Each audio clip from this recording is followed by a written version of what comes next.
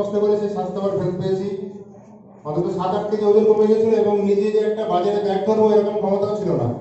যেদিন আর ফ্রি সাথে দুজনকে সাথে নিয়ে ফিরতে হয়েছে কাঁধে হাত রেখে।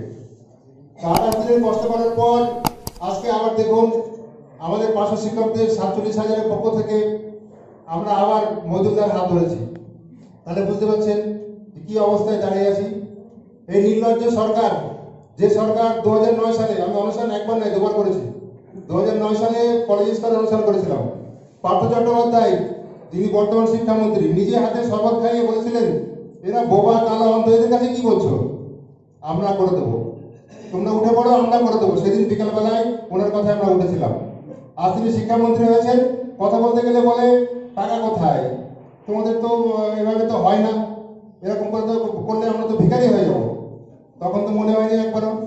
ভোটের স্বার্থে তখন তো খুব বলেছিলেন তোমরা উঠে পড়ো, আমরা করে দেবো। 2009 সালে মুখ্যমন্ত্রী যখন ভাষণ দিচ্ছিলেন স্টেজে, তখন দাঁড়িয়ে আমরা স্টেজের পাশে রয়েছি।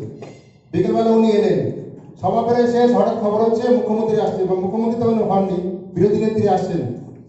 সবার পাশে আমরা দাঁড়িয়ে রয়েছি, গোপালচন্দ্র ছিলেন আমার তৎকালীন নেতৃত্ব। সেখানে আসলেন বর্তমান যিনি শিক্ষামন্ত্রী উনি ছিলেন, আমাদের মুকুলদা ছিলেন, সুব্রত বন্দ্যোপাধ্যায় ছিলেন, মমতা ব্যানার্জি আসলেন। সেই কি বক্তব্য, হাতে কাগজ ধরে বলেন এই কি অবস্থা, দিল্লিতে 9,000 আর এখানে 2,000, এরকম বিভিন্ন রাজ্যের সঙ্গে তুলনা করে বললেন তোমরা কি করছো, কি এই বোবা কালা অন্ধ এই সরকারের সামনে তোমরা বক্তৃতা করছো, তোমাদের জীবনে নতুন সূর্য উঠবে, নতুন সূর্য উঠবে, তোমাদের জীবনে আলো ফিরে আসবে, তোমরা উঠে পড়ো এবং আমাকে সমর্থন করো। সত্যি আমরা সেদিন অন্ধের মতন সমর্থন করেছিলাম। 2009 সালে সেখান থেকে আমরা ফিরে এসে আমরা অনেকেই বাম ফ্রন্টের ছেলে ছিলাম। আমার মামা নিজে পঞ্চায়েতের প্রধান সেই সময় সিপিএম এর, তা সত্ত্বেও পাড়ায় মাইক ধরেছিলাম সরকারের বিরুদ্ধে। সবাই রেলে করে ধেয়ে এসেছিল, স্কুলে ঢোকা বন্ধ করে দিয়েছিল, 4 মাস স্কুলে যেতে পারেনি। বলে কি এত বড় কথা, মারতে এসেছিল অনেকে। এত বড় ঝুঁকি নিয়ে যেখানে মানে তৃণমূলের কোনো অস্তিত্ব ছিল না, সেখানে তৃণমূলকে নিয়ে আসলাম। এখন তারা আমাদেরকে চেনে না।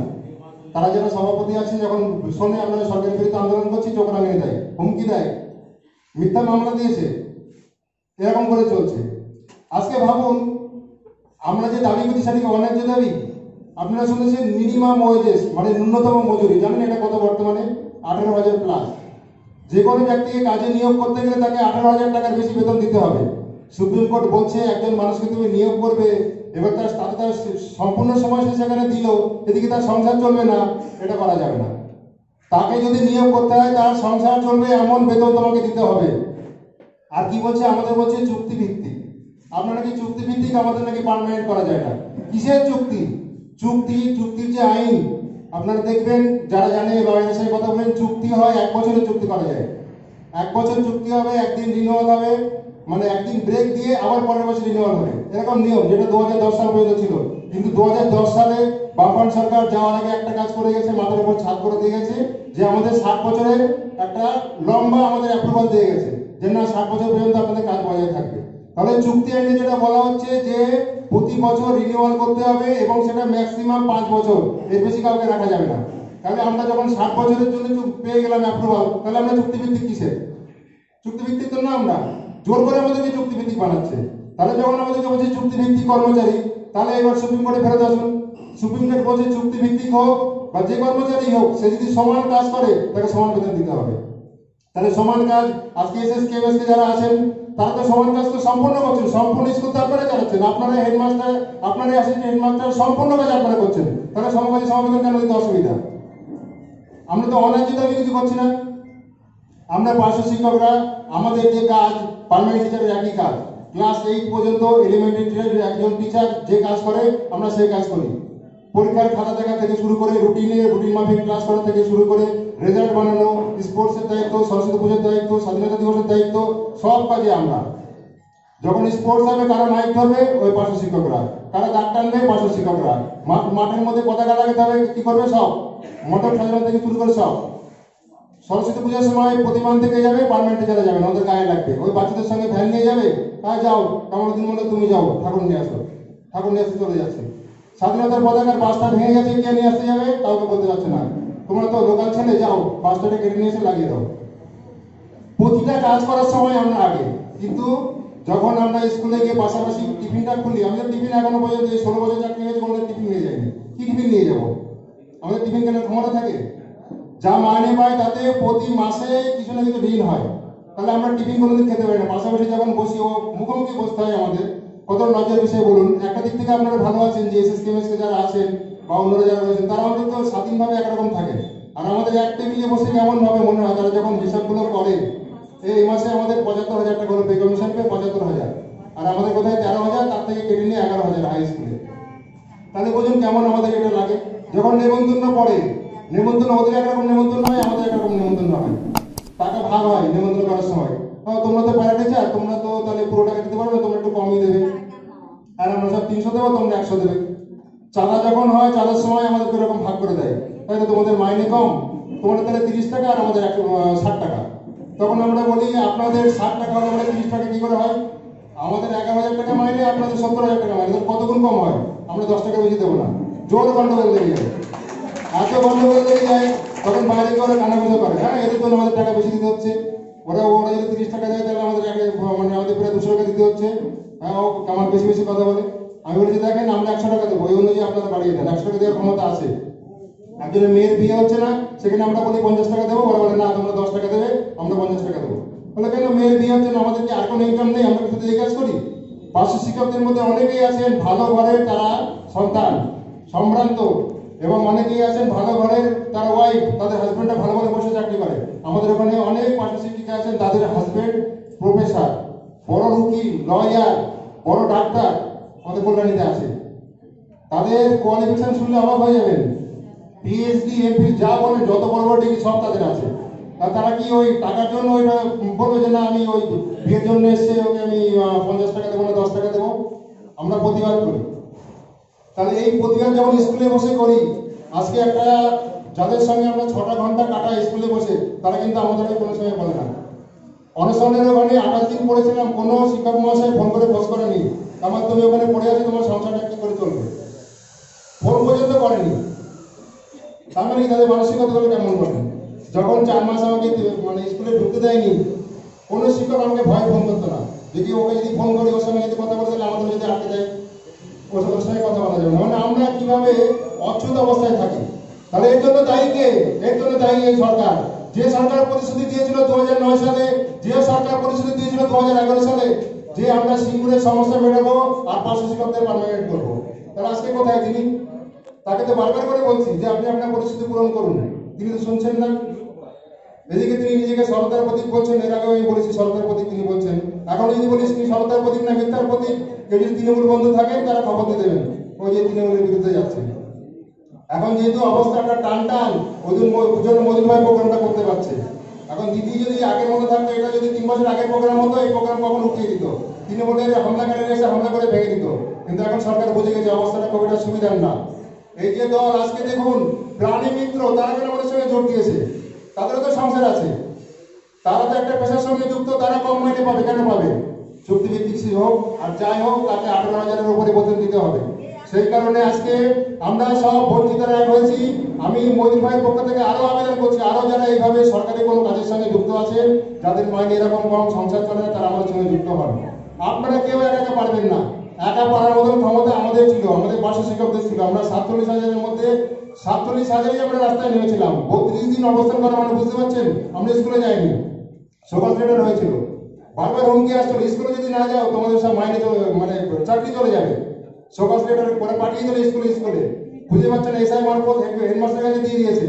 সেই চাকরি সরে যাওয়ার ভয় আমরা পাইনি, যে চাকরি আমাদের হারিয়ে যাবে সেই ভয় পাইনি। 32 দিন আমরা পড়ে থেকেছি।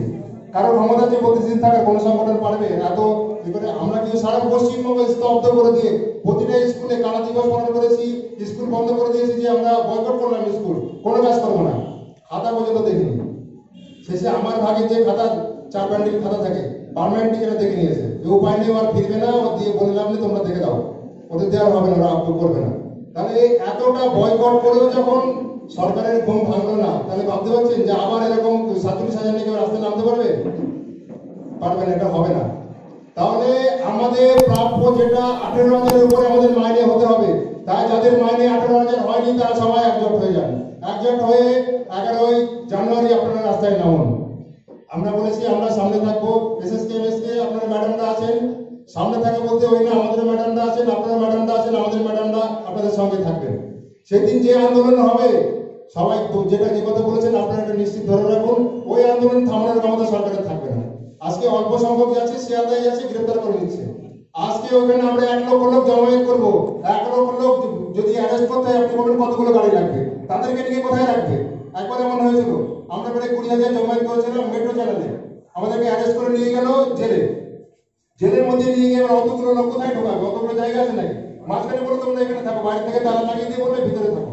তার ভিতরে আমরা এত চিল্লামিল্লি শুরু করলাম, এত হই আন্দোলন শুরু করলাম, সন্ধ্যা তো বলছে আগে সরা হয়ে যায়, তাড়াতাড়ি জলটা কিছু আগে সরাও। তাহলে আমরা যদি ওই 20,000 কে করতে পারি, তাহলে আমরা 50,000-কে জেলে কোথায় রাখবে? পাগল হয়ে যাবে সরকার। ওই আজকে একটা বন্ধু বলছে আমি স্বপ্ন দেখেছি যে এত দাবি শুনে মুখ্যমন্ত্রী ইস্তফা দিচ্ছে, হয়তো এরকম করতে হয়ে যাবে, বলে আমাদের হবে না, আমি ছেড়ে দিয়ে পালাই বাবা, যা বলে ফেলেছে এরা আমার আর কিছু রাখবে না। তাহলে শুনেন ভয় ভয় কিছু নয়, ভয় এখন সরকার পাবে, আমাদের আর ভয় নেই। প্রথমে খুব ভয় পাচ্ছিলাম, এখন নতুন ভাইকে পেয়ে গেছে, আপনাদের পেয়ে গেছে, আর কোনো ভয় নেই। আসুক, কি বলবে, আমার বিরো ডিউটি ছিল, সকাল থেকে পাঠিয়ে দিয়েছে। ভিডিওর সঙ্গে আমার তর্ক হয়েছে, যে আপনি কি করবেন করে নেবেন, কালকে সব আমি দিয়ে দিয়েছি। আমার নামে সকাল থেকে পাঠিয়েছে, আমাকে বলছে আপনাকে 2 বছর জেল না কাটাতে পারলে দেখে নেবো। আমার যে ভিডিও ওয়েস্ট বেঙ্গলের টপার হয়েছে, WBCতে ফার্স্ট হয়েছে, সে এসছে বলছে আপনাকে দেখে নেবো। আমি দেখে নেবেন, দেখে নেবেন, কি দেখবেন? আমার বলছি তোমাদের অ্যাপ্রুভাল আটকে দেবো, আমরা অ্যাপ্রুভাল আগে দেবে দেবো তো আটকাবে, আমার যে অ্যাপ্রুভালে যাবে আমার চাকরি খাবে, চাকরি দেবে যাবো তো খাবে। ওরাও জানে নামটা কি, ওরা ভাবে এটা তো মাস্টার, ওদের ডিউটিগুলো দিয়ে দিই।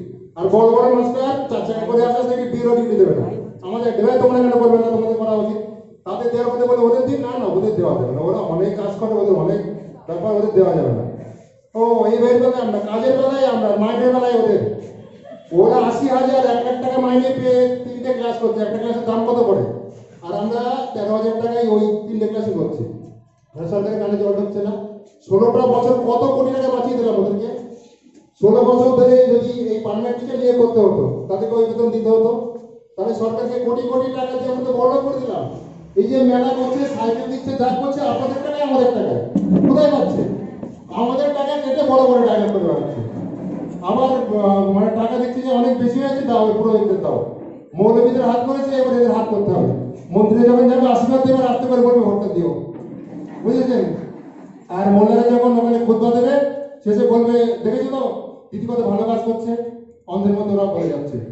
সব ভাইকে কেনার চেষ্টা করছে, কেনার চেষ্টা করছে। মজুর ভাইকে বলেছে কত টাকা লাগবে তোমার, ভাত দোকান আন্দোলন করছে কেন, কি লাগবে বলো, ফ্ল্যাট দিয়ে দেবে, বড় চাকরি দিয়ে দেবে। কিন্তু মজুর ভাই সে ধরনের মানুষ না, ওনার সম্বন্ধে খোঁজ নিয়ে দেখবেন, উনি আন্দোলন থেকে উঠে এসছেন, তাই আমাদের ভালো লেগেছে, খুব ভালো লেগেছে। আমাদের অনেক নেতা আছে, কিন্তু আমাদের নেতার ওই দম নেই। আমাদের নেতারা কি করে, ইমেলে চিঠি পাঠায় মুখ্যমন্ত্রীকে, দিয়ে ফেসবুকে দিয়ে দেবে, এই দেখো মুখ্যমন্ত্রীকে চিঠি দিয়েছি। পড়ে নাকি? কোটি কোটি ইমেল দেবে, কোনটা পড়বে? আর মজুর ভাই কি করে, নবান্নকে দেখা করে আসে, ও যে যায় ওরা বলছেন মজুর এসছে, বলো নেই, আজকে নেই, অমুক নেই তমুক নেই। তাহলে জায়গাটা দেখুন, ওই জন্য আমরা বেরিয়ে এসেছি। আমরা কজন নাম দিয়ে আমাদেরকে এখন গালাগাল দিচ্ছে না, ওরা নেতা হতে গেছে। নেতা হয়ে কি হবে? নেতা তো আছে আমাদের, মজুরদার নেতা রয়েছে, নেতাজি, আবার বেশি নেতা করে নেতা নেই। এত বড় নেতা থাকবে, আমরা শুধু পেছনে থাকবো, আর আপনাদের সামনে উনি আমাদেরকে শুধু বলবেন কি করতে হবে। ওনার মাথায় যা ব্রেন, যা মেমোরি কার্ড, আমি চিন্তা করি এত কত জিবি মেমোরি আছে। আমি 4টে-5টের নাম মনে রাখতে মানে ভুলে যাই, প্রতি জায়গায় যাচ্ছে নাম বলছে, বড়বার নাম বলছে, অমক বড়বার নাম বলছে, আমি অবাক হয়ে যাচ্ছে। তাহলে এত রেডিমেড জিনিস পেয়ে গেছি, হাত ছাড়া করেন নাকি? আমাকে তোমরা থাকবে যাবে, রেডিমেড হাত ছাড়ছি না, রেডিমেড নিয়ে তোমার তৈরি করার দরকার নেই। অনেক কষ্ট করেছি, ওই জন্য আপনারা সাথে থাকুন, আমিও সাথে আছি, শেষ পর্যন্ত আছি। বাড়িতে বলে দিয়েছি ভুলে যাও, এই কদিনের জন্য ভুলে যাও, শুধু যেন ভুল করতে আলাপ দিও না, ভুলে যাও, অসুবিধা হবে না, আমি আবার ফিরে আসবো। তা বাড়িতে ওই বলেছি, আমি শ্বশুর বাড়ি থাকতে বলেছি, সকালেও ফোন করেছিল, তো ও আমার সঙ্গে ছিল, অনশনে ছিল, আমার সঙ্গে অনশনে ওই 7-8 দিনই ছিল। তো সবাইকে ভাবি বলে খুব চেনে, প্রত্যেকেই, মানে আমার থেকে ওকে সবাই বেরিয়ে চেনে, সবাইকে খুব সাহায্য টাহায্য করেছিল, জল টল দিত। তা আমার ওয়াইফ আমার সাথে খুব সাপোর্ট করছে। আমার মা খুব কান্নাকাটি করেছিল, যখন অনুষ্ঠানে ছিলাম খুব কান্নাকাটি করেছিল। কিন্তু এখন বলছি বাবা তোমাদের মাইনে বাড়বে না, সবসময় খোঁজ দেয়, কি করে হবে, তোমার ঘরের ছাদটা কি করে হবে, সবসময় চিন্তা করছি ঘরের ছাদটা হলো না, এই ঘরে কি করে থাকবে, বাচ্চা বড় হয়ে যাচ্ছে। তাই যাও, যদি হয়তো যাও, শুনছি মজুর খুব ভালো ছিল, ওর সঙ্গে যাও, বেরিয়ে চলে এসছে, বুঝেছেন? তাহলে মায়ের আশীর্বাদ রয়েছে, আপনাদের আশীর্বাদ রয়েছে, কিসের ভয়? আমরা জয় করব। শিক্ষক ঐক্য জিন্দাবাদ, শিক্ষক ঐক্য জিন্দাবাদ, মোদীর ভাই জিন্দাবাদ।